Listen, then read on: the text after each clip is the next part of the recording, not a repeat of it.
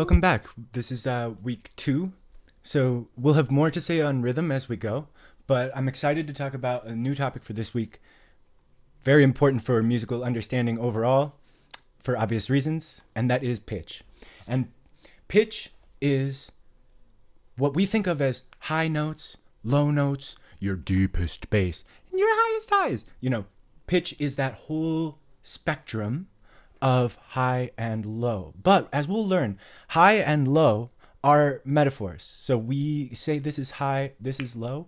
But of course, physics-wise, in terms of the physics of the air, as the waves of sound move through the air, they disturb the air and they push against our eardrums and our little cilia hairs in the eardrums. Each one finds its note that it likes and talks to the other ones, and that synthesizes into sound in our mind. But essentially, when we say high and low, what does it mean for a high note to be high and a low note to be low? Well, of course, some of you who are familiar with the physics of sound will know that high notes or high frequencies are actually just faster perturbations of the air, like faster waves, and then slow waves are low notes. So we'll have a little bit of illustration of this as well, but it's kind of important to know as an intro to pitch, what is the constituents of pitch? Well, pitch is based on a metaphor, and we say high pitch, low pitch. Of course, that is only in our interpretation of it. And so we'll learn more as we go with pitch, but it's not just physics. It's not just the waves of sound hitting our ears, but it's also what we place onto the notes. We give them value. We say this is high note, this is low note. We say this is melody, this is bass. And that is all coming from our perception, from our mind. And I think that is super important to understand, that music is always a combination of listener and something in the natural world, something physical happening, a physical event, but also necessarily someone to hear it. So that old adage, does a tree make a sound when it falls in the forest? Well, depends on what you mean by sound. Do you mean sound as just the perturbations of the air? Because then, yes, of course, like a tree falling physically will cause perturbations in the air, which will make a quote unquote sound. But if you define sound as that which is heard, well, then you need an auditor. You need someone there to listen. So anyways, that's an introduction to, that's by way of introduction to pitch. So let's get into it. We have a lot more to discuss here. Pitch, as I said, has to do with frequency, and we're going to learn about how the musical notation system relates to the frequencies of the waveforms, or in other words, how the musical notation system tells us what pitch to play at. So here, right at the top, you can see very quick sine wave, very, very quick there, moving up at the top. Lots of little tiny waves. And as I said, this is going to give us a high sound. So these little waves up at the top, that's going to give us up high on the piano. Up on the musical staff will correspond to higher notes, which will correspond to higher notes, that part's in quotes, and which will correspond to faster, literally, physically faster waveform, faster frequency. Then consequently, correspondingly, as you go down in the musical system, in the musical staff, lower and lower down, you'll get slower and slower waveforms there, slower frequencies, which will correspond to lower notes. So that's going to be the essence of our notation of pitch.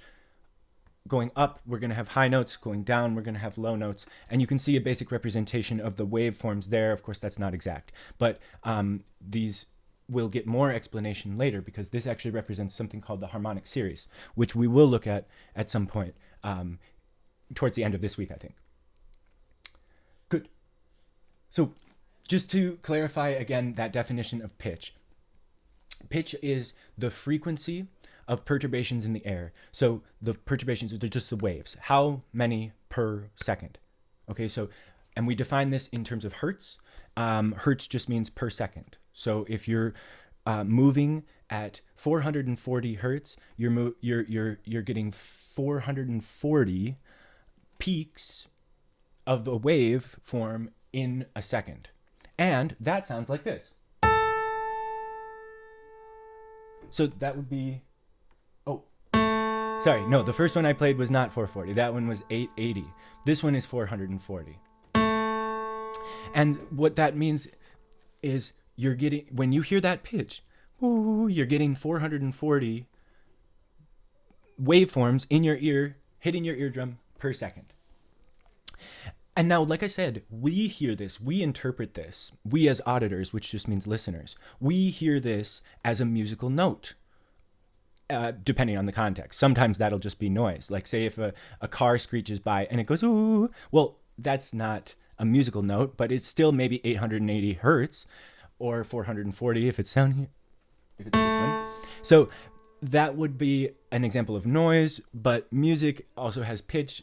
Noise also has pitch, but music has pitch as its kind of basic element, really. And we will hear everything pitch-wise in context. So we'll hear it relative to a higher note or relative to a lower note. Or if it's the first note we hear, that might become our baseline, and then we'll hear the next note as either higher or lower.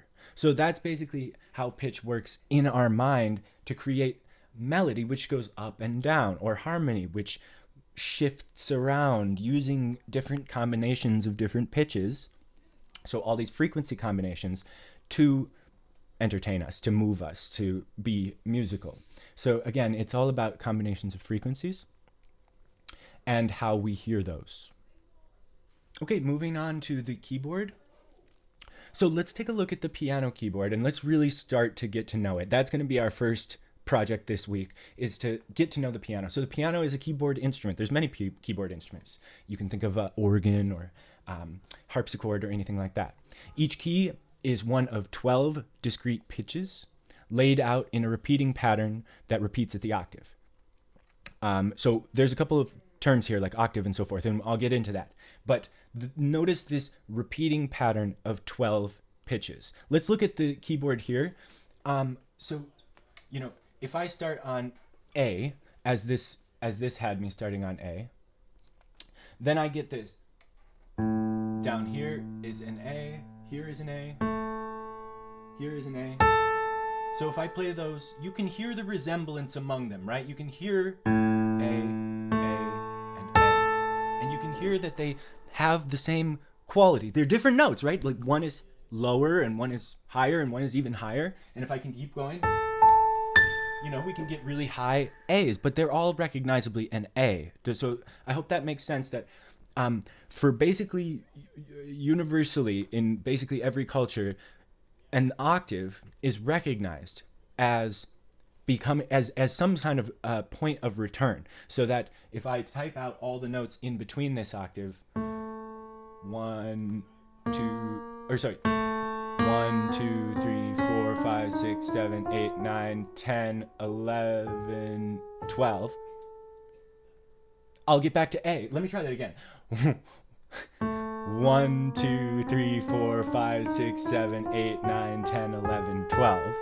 I'll get back to A, and that is going to be the repeating point. So like I said, each key is one of 12 discrete pitches that repeats at the octave. And what we call, when they repeat, these are all octaves. A to A is an octave, to A is an octave, to A is an octave. Okay, so let's look back at the illustration here. You can see where that A falls. A falls in between those two black notes, which are in a group of 3 versus the group of 2. So like you can see that pattern, right, of the black notes, like group of 2, group of 3, group of 2, group of 3, group of 2. And you can see where the A falls each time in the same exact spot, below the top of the group of 3. So that's going to be A every time. And every time we see that note or play that note, that'll come out as an A, whether it's this A down here or this A up here. And the piano, like I said, is going to be 88 keys total. So we're going to have 7 octaves in there. Starting from A is usually the lowest note on the piano is A. And then that goes up, and then there's 3 more notes at the top to get to C at the very, very top. And I'll show you that later. But anyways, that's the essence of the keyboard. Now I mentioned middle C. Now, some of you might have heard of this note. This is a pretty famous note. It's near the middle of the keyboard, but not quite. But this is going to be a really kind of important note because it is really sort of the center in terms of our musical notation system. So it's not actually the exact center of the piano, but it is the center of our music notation. So again, middle C sometimes is called C4 because it's the fourth C from the bottom. So you got C1 down there, C2 down there, C3 down there, C4 is middle C. Now I don't make you know the octave numbers for each note, but just so you know that we do, if we need that exact reference point, we can say, oh, this is middle C is C4. It's the fourth C up from the bottom in the piano, which sounds like this. So there it is, right? Middle C. And that note sits directly above the other note I just mentioned, which is the tuning A, or A440. So when you hear an orchestra warming up and you hear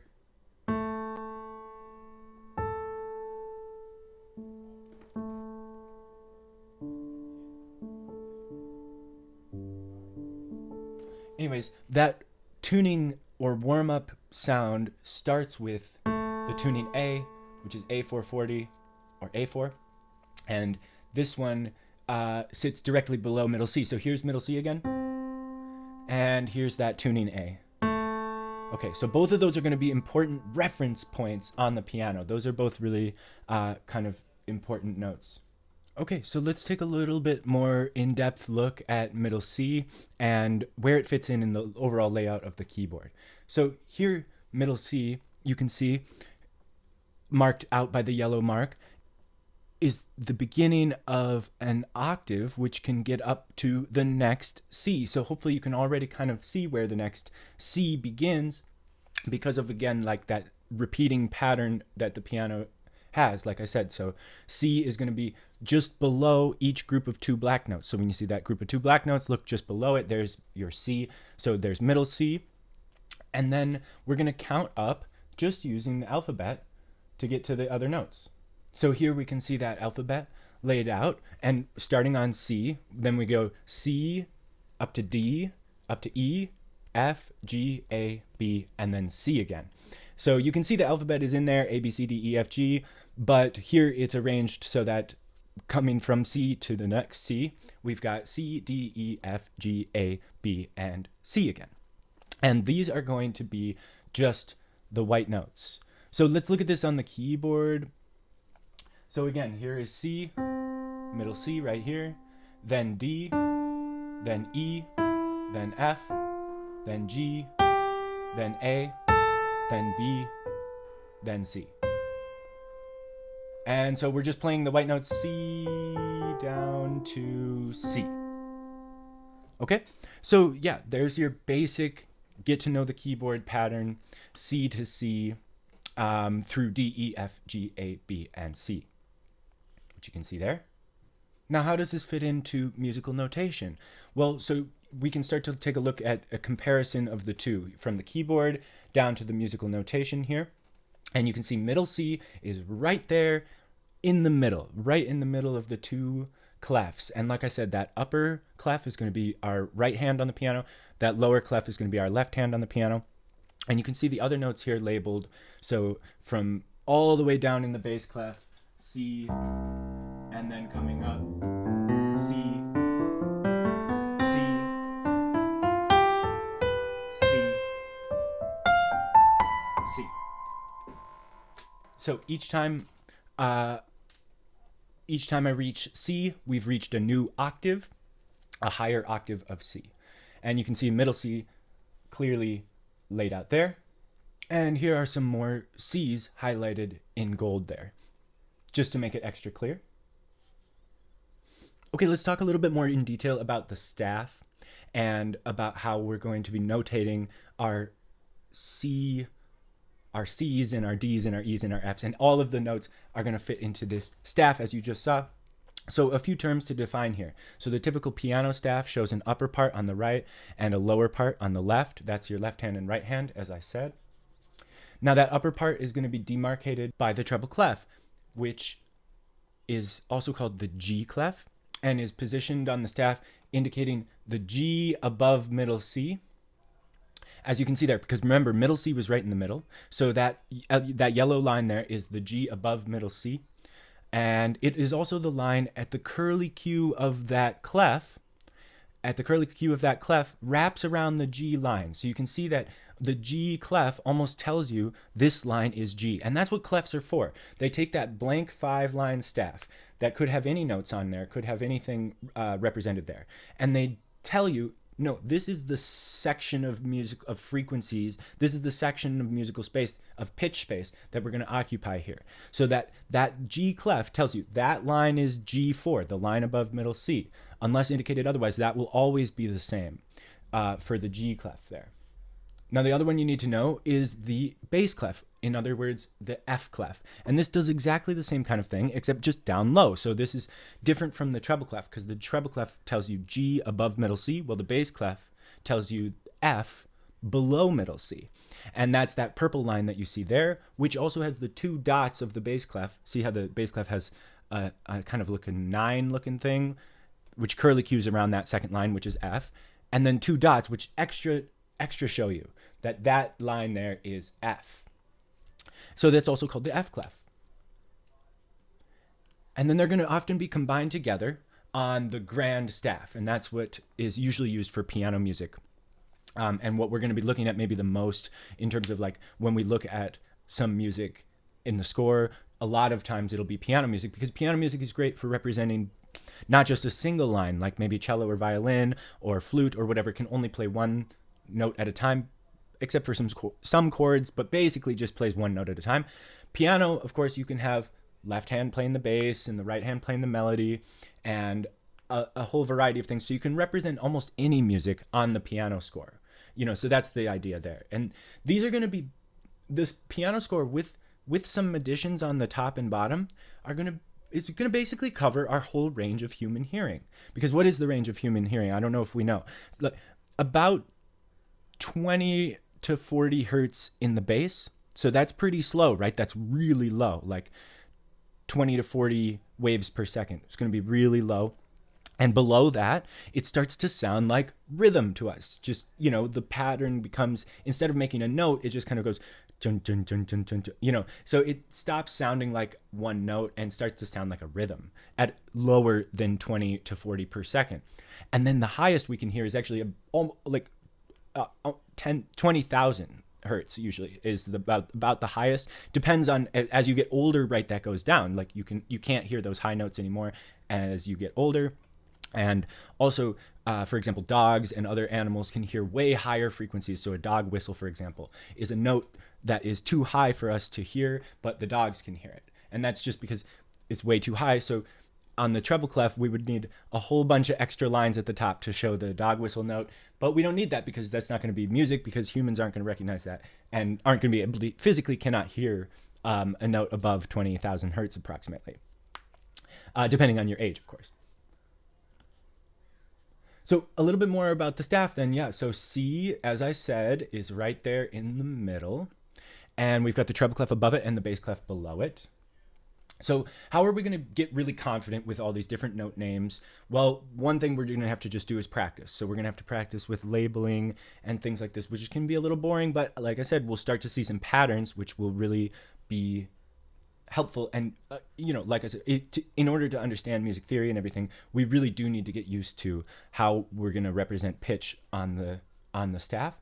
So as I say, middle C is right there in the middle. And you've got the treble clef above it and the bass clef below it. But let's get really confident with these different notes.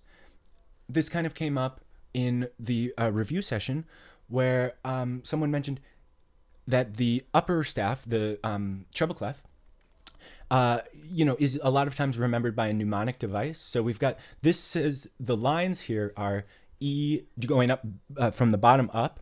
The lines on that staff are going to be the notes E, G, B, D, and F. And a lot of people like to remember that with like, every good bird does fly, or something like that. So you can come up with your own mnemonic device, but just know that those 5 lines go E, G, B, D, F on the treble clef. And you can see that the second one is G, which makes sense because that's the G clef, and I just explained that that line is G always. And in the bass clef, we're going to have these notes. Starting from the very bottom line, that one on the very bottom line of the bass clef, that one's G now. Then the next one is B, then the next one is D, then the next one is F, then the next line is A. And so those are often, I've heard different ones for this, but like G, so good boys deserve fudge always, or something like that. But you can come up with your own that's less gender specific or whatever. But that's another mnemonic device. But just so you know, those lines go G, B, D, F, and A. C is right there in the middle. Then we keep going up E, G, B, D, F. Now, if you want to test me, if you want to verify for yourself, fill in the spaces. So G, A, B, C, D, E, F, G, A, B, C, there's middle C, D, E, F, G, A, B, C, D, and E, F. So you can count up the alphabet like we just showed on the piano, and you'll see that these do correspond to that.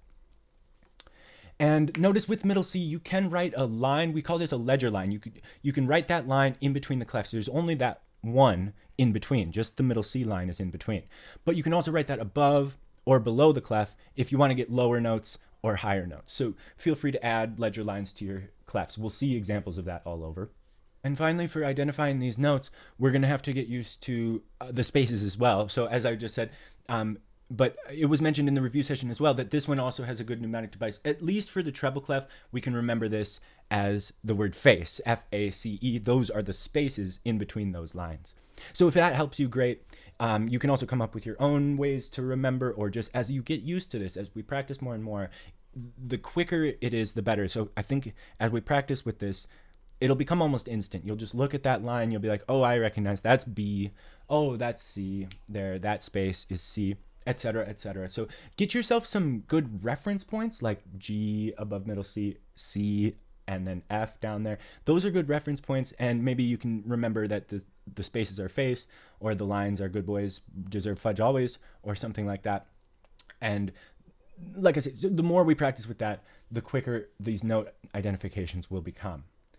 So I really hope this is coming together, that you can start to see how these keyboard notes match up on the musical notation. And something I didn't mention earlier that is actually really important when it comes to the octaves is in terms of the frequency, in terms of the physics of it. Of course, what are we doing each time we go up an octave? Or with the A's? Now, let's use the A's for example, because they're nice even numbers. So here, this one, as I mentioned, is 440, so 440 hertz. Now, if I go down the octave, how fast do you think this note is moving? What's the pace? What's the frequency of this note compared to this note? Well, I'll tell you, this one is half. This one is 220, so this one's half as slow. And as we go down, we'll have it again. So this one would be 110. And like I say, now that's getting close to 20. So, I mean, like 110, then you go to the next one is 55. And A below that, we probably won't be able to hear because it's only 27.5 hertz. And that's going to be almost at that point, like I said, which is too low for human hearing. So you can imagine if we go much lower than that A, down to this A, if we go to the next one down, it'll be really not really a note. It'll just be kind of a muddy mess down there. And similarly, as we go up, we're doubling. So this one's 220, 440, 880, and what would that be? 1760. Okay, so 1760 hertz. Then we double that.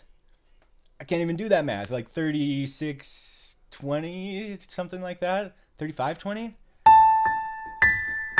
Okay, 3520. It could be something like that. I don't know. But anyways, that is a really important fact about the relationships among the notes. That if at the octave they double, and that is to do with how we hear it as being the same note, just higher. So that is a really interesting pattern. Psychologically, I think we could think a lot about that, like how these notes relate to each other. And that octave, that's going to be the tightest, closest relationship you can have almost, basically, because that's going to be A and A. They're both called A. So what's the difference? Well, they're just, one is twice as fast. So I can't drive that home enough that we're going to be listening for not just individual notes in this class, but like relationships between notes, how they come together to form different intervals, which is just, again, interval is just the relationship. What's the distance between these two notes? So A to A, the interval there is an octave, and that relationship is going to be something that we recognize and can use musically. Okay, so that's a really important point about octaves and about how that whole spectrum is spelled out in octaves. You can see that every note gets its octaves, right? So D has octaves, E has octaves, etc., of course. And then, like I said, this is just going to represent what I said earlier on the treble and bass clef being the G clef and the F clef. Now showing that F clef line to the musical notation F in the context where then you can see that above it is C, and then above that is G. And notice how they're actually the same distance from each other. So again, here comes up another interval. So C going down to F, C, B, A, G, F. 1, 2, 3, 4, 5. C going down to F is going to be 5. Now C going up to G, C, D, E, F, G, 5. Oh, interesting. So this is kind of cool already, because if you put both thumbs on middle C, then you go down to your pinky, that's F. You go up to your pinky, that's G, right? 5, 5. So this whole musical notation system is designed with the piano in mind and with the 10 human fingers in mind. So that is really the reference point for the piano. Middle C, you put your thumb there, you got your G and your F on your pinkies. And that's going to be where you can play a lot of music just from right there.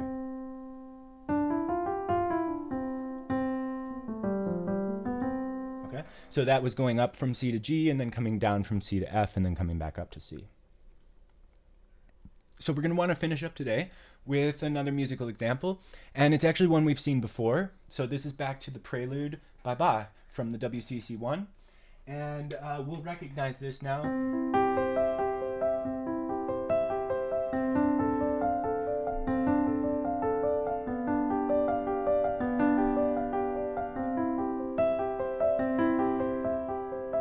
Etc. And we recognize this. Now look at the very first note. Can we say what that note is now? Yeah. Well, we recognize that note with the line above it, that note with the line through it above the bass clef, that is going to be C. And then the note above that, see how it has two lines above the bass clef? Now you can do this because this is going to be played in the left hand, so that's why it's shown there in the bass clef. Now it could be written in the treble clef, right? E is the first line of the treble clef, counting from the bottom up. So you could have that E in the treble clef, but this composer Bach has put it in the bass clef because you want to play those with your left hand. So CE with the left hand, and then GCE with the right hand. And so if you look up to those upper notes, we'll recognize them as G, C, and E. So here's C, and then E, and then here's G, and then here's C again. So listen for the relationship between C and C, right? And then C, G, C. And then E is up there again. So you've got CE down here, and then CE up here, with G in the middle.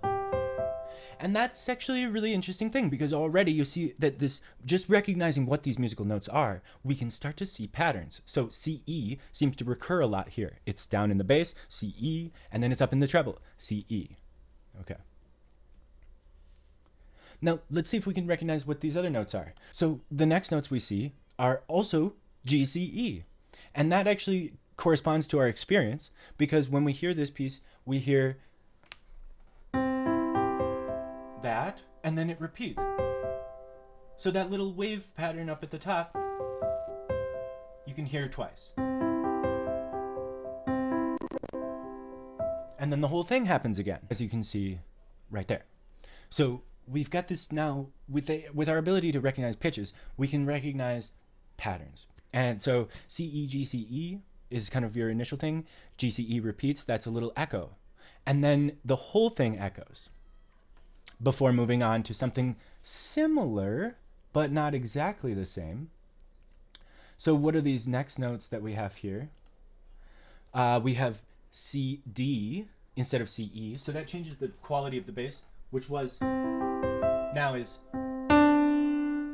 from this to this, C, D, C, D, A, D, F.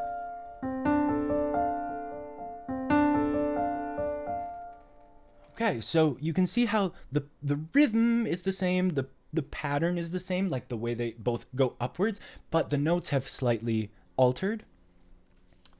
And I think this is going to be really important as we keep going, to be able to recognize patterns and the way that they repeat, but not quite in the same way. So they repeat, but with variation. A lot of times in music, it's really, really common to see this, to have a kind of a rhythmic pattern or a note pattern, which then repeats in altered variations. So we can see that again here. Now, instead of CE or CD, the third iteration is BD in the bass, and then GDF. So notice that DF in the top is the same as in the last measure, but before it was ADF, now it's GDF. So again, that pattern is there, but it's just one note moves, or two notes move, and that creates a kind of smoothness, a sort of, that everything ends up connected together because these patterns are established, but they're also changing by like one or two notes at a time, shifting around. And that's, I think, really important to recognize. Then right back in the fourth measure, we get the same as the beginning. So that overall, it articulates this sort of departure, like we start at home and then we leave and stretch out and then we come back to home. And this is in a very small 4-measure example, but it already sort of does this. And then over the course of the whole piece, it'll do the same thing. It'll get back to C and E and G and C at the end, but after a whole bunch of variation and stretching out and playing with these different patterns. So this is the essence of, I think, this is very old style of musical organization here, but it's also very, very influential, that it sank so deeply into our consciousness that we expect this kind of thing. We expect a pattern. We expect a pattern that repeats, maybe repeats in different ways, and provides some change, some variation. And the last thing I want you to notice here, as it relates to these patterns, are the way that they group up, just like as with rhythms, as I was saying before. So these group into GCE, GCE, which then further can be brought together as one like gesture. All right, and that repeats. Now, and I really want you to pick up on here this top note. So the highest note, E, right? And then in the second one, the highest note, F. That highest note, the way they connect to each other, the way it kind of repeats every now and then as the highest note, it's going to string together. It's going to string together in our ears. And we're going to hear these notes as connected in the background. That E is going to stretch up to F, is going to stay on F, and then come back to E. And again, that just tells you that little story, E, F, F, E. Now listen to it against the bass. So here's the bass, C. I'll just play the lowest note and the highest note. C, E, C, E, C, F, C, F, B, F, B, F, C, E. And I hope you can hear that contained within.